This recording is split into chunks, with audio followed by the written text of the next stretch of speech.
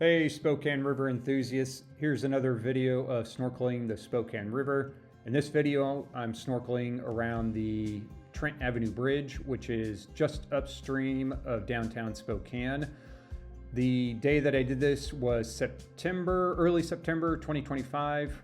Air temps were in the 90s, but the water was cold. I really wish I had gloves, maybe even a hoodie.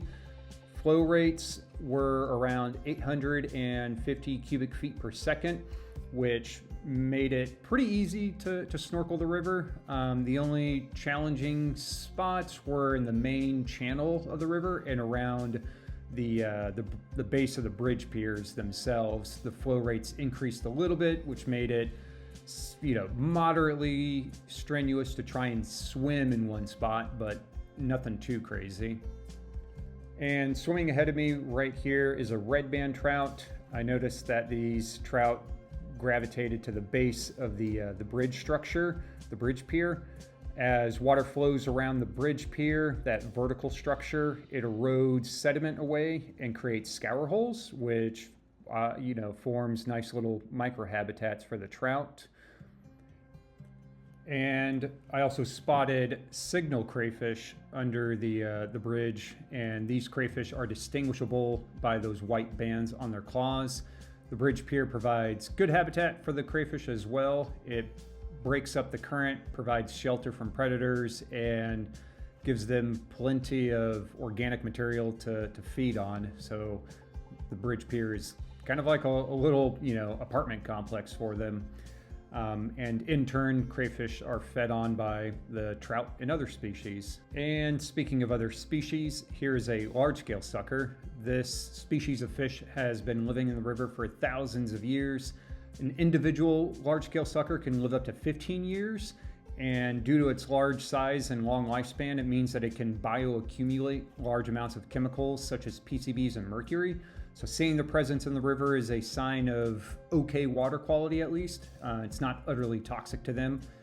And these fish are usually found at the bottom of the river. They have a downturned mouth, a sucker mouth, which enables them to feed on organic material.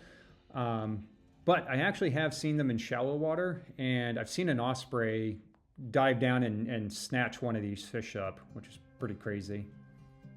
And also on my dive, I was swimming around a combined sewer overflow, a CSO. And here is CSO outfall number 34. In older parts of Spokane, stormwater and sewage share the same pipes. Most of the time, everything flows to the wastewater treatment plant to get treated. But during heavy rain or snowmelt, the system gets overwhelmed, and that untreated mix of sewage and stormwater overflows directly into the Spokane River. Here's a map of all those CSO outfall locations. And obviously on this day when I was snorkeling, that CSO was not spilling out raw sewage or raw stormwater into the river. The city has done a lot of work to reduce the number of discharge events from those CSOs, and including building underground storage tanks to capture that stormwater before it enters the river, and ideally they'll send it down to the wastewater treatment plant to get treated.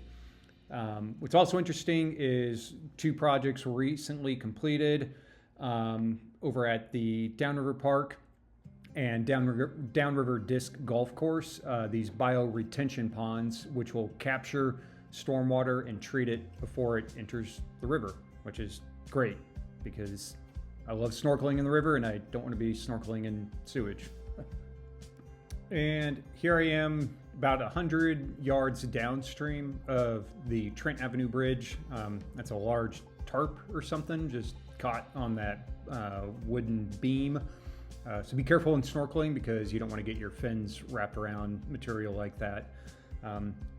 But we can also see here's another red band trout, which is Spokane's iconic fish. Red band trout are a subspecies of rainbow trout that has lived in the river, for thousands of years, just like the large-scale suckers. And Washington Department of Fish and Wildlife considers this species a sentinel species. In other words, they are a barometer of aquatic health. When red bands are thriving, the river is healthy. And when they're struggling, well, something is really wrong. And right now they are struggling. Between the Spokane Falls and TJ Meanock Bridge, further downstream, the river has only around 300 red band trout per mile. Some streams in other parts of the country, such as in Idaho, have 10 times that number.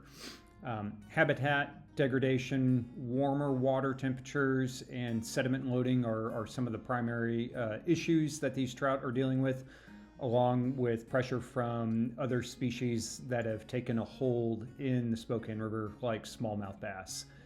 The good news is that in certain stretches of the river, the red band trout are still holding on, reproducing and surviving. And there's a lot more that we could do to try to help these red band trout numbers increase in our river and live healthier lives.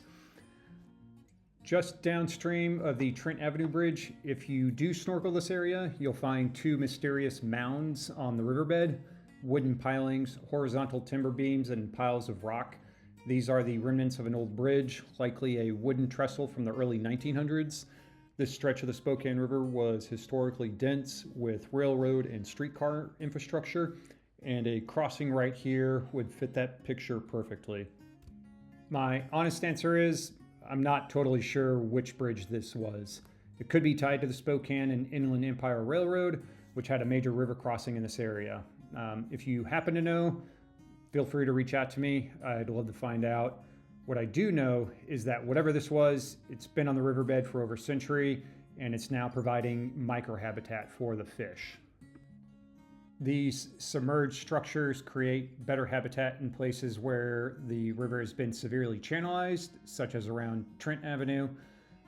These structures shelter fish from the current, gives predators like red band trout and northern pike minnow ambush points, and the fuzzy biofilm coating you can see on the wood beams support the aquatic insects that fish feed on. So essentially, these old remnants are acting like artificial reefs in the river. And speaking of northern pike minnow, here's one in the river. These fish have also been living in the Spokane River for thousands of years. It is a lie-in-wait predator. It holds in calmer water and will ambush whatever comes by: crayfish, smaller fish, aquatic insects. There is some controversy surrounding this fish in the Columbia River, but here on the Spokane, they're just doing what they've always done, and that is carrying out its role as a predator within the river's ecosystem. And the fourth species of fish I encountered while snorkeling was a mountain whitefish. These fish are a silvery, cylindrical fish with a small downturned mouth and a forked tail, and their pointed snout makes them efficient at vacuuming up invertebrates from the substrate, such as eating insect larvae, snails, and even small crayfish. They feed by stirring up the riverbed with their fins to expose food hidden in the substrate. Small whitefish are also eaten by larger fish like trout and pike minnow. One other thing worth noting, mountain whitefish are an indicator species. Their presence signals a healthier, colder, and clearer river. So finding them in the Spokane is a good sign. Now, if you snorkel the Spokane River and feel like you should be seeing more fish, you're totally right. We should have much higher numbers of fish living in our river. Several things have happened over the years. First, there are several dams along the Spokane River, 7 in total. These dams generate hydroelectricity, which powers some of the electricity flowing through our homes. Upriver Dam in particular also provides power to pump and deliver millions of gallons of drinking water to city residents. But there are trade-offs. These dams block fish migration, alter water temperature, restrict the movement of sediment, and change the flow regime of the river. Slowly, stretches of the Spokane River are changing from cold water fisheries, conducive to species like trout and whitefish, into warm water fisheries, better suited for species like smallmouth bass and common carp. There's also various pollutants in the river. Because of PCBs and heavy metals in fish tissue, the Washington Department of Health has issued a health advisory for eating fish out of the Spokane River. These toxic chemicals come from decades of industrial activity, stormwater runoff, and upstream mining waste flowing from parts of Idaho. Since the 1880s, an estimated 100 million tons of mine waste were released into the river system from the upper Coeur d'Alene Basin, and that contamination still moves through the river system today. It's not only a severe health concern for the fish, but also for anyone who might think about eating the fish out of the river. There is also sediment loading from agricultural land, the loss of streamside vegetation that keeps water cool, and species like smallmouth bass competing with and preying on trout and other at-risk cold water species. It's a river under serious pressure. The good news is people are paying attention. Tribal nations, local advocacy groups like the Spokane River Keeper and Spokane Falls Trout Unlimited, and state agencies are all actively working more to revitalize habitat and improve water quality. The river is part of our really complex urban ecosystem here in Spokane, and the solutions and issues surrounding it aren't easy or straightforward. The real point of this video is to pass along some information, encouragement, and knowledge so you too could also get out there and swim in its waters, go snorkeling, go fishing. There's a lot to see and experience and understand about this river. It's all right here in the middle of our city, beneath the bridges, and I hope this video helps you to also get out there and experience it.